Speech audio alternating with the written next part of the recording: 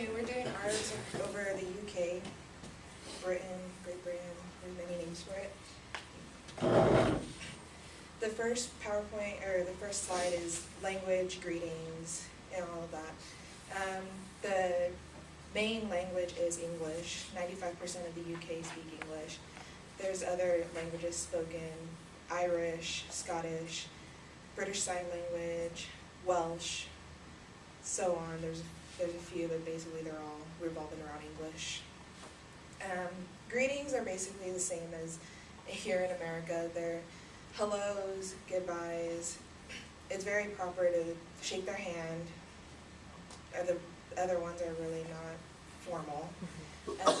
How are you is very polite, respectful, and it's respectful to respond with I'm good, how are you? Andy. Let me get a shot of that.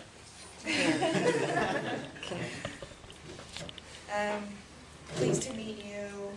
Good morning, good afternoon, good evening. It's proper to say good in front of it instead of morning, evening, so on. And sometimes whenever they're saying thank you, they say cheers. And yep. Traditional food is, there's one called bangers and mash. With mash, it's basically sausage and potato dish. Fish and chips, they call it French fries chips. Yorkshire pudding, I think it looks kind of gross, but I don't know, I think it's delicious. It's batter mixed with other things, and sometimes with sausage, sometimes with other things. I'm not really sure what else goes on there. Their times of eating is basically the same: 7 to 9 or breakfast, lunch, dinner. The traditional way is for dinner it's the same time frame, but they would drink tea.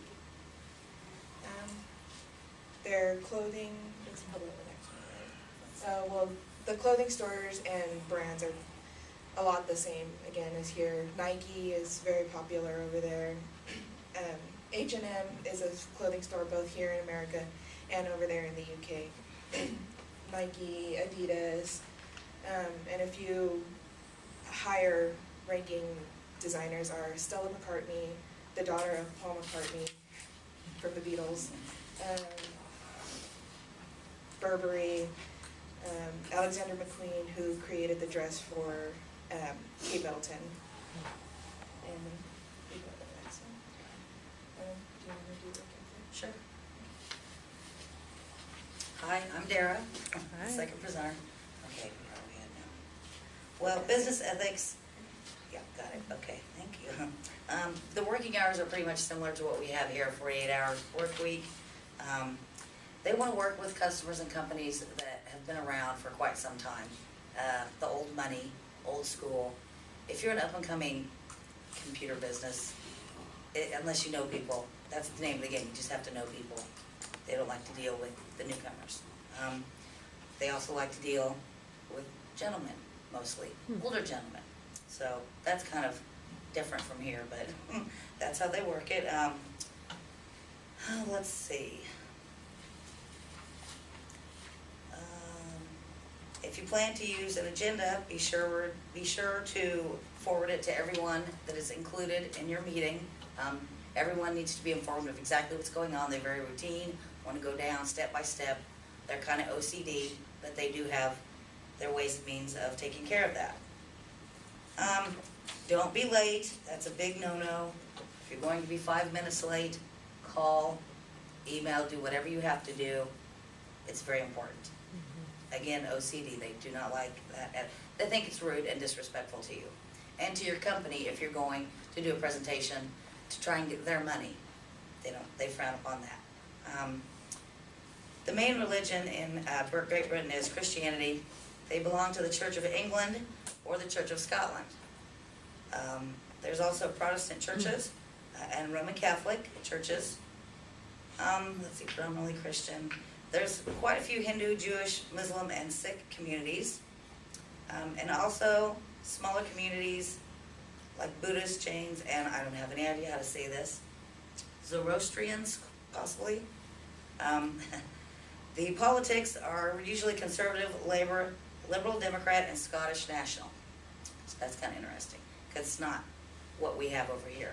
It's a monarchy, which brings me to the royal family. We cannot talk about the UK without talking about the royal family. Queen Elizabeth II has ruled for 60 years. Her husband, Prince Philip, has been by her side for this entire time. Her son, Prince Charles, is next in line for the throne.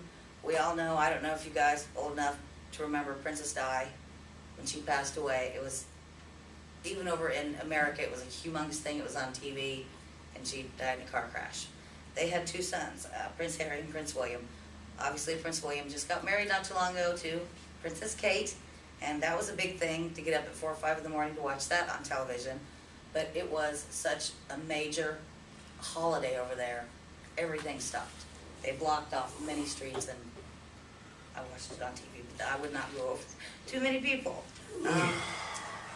And let's see, yes, Prince Harry is still single as far as we know. Yeah. He's actually over in Afghanistan right now, I think. He's over there with the British Army. In the military.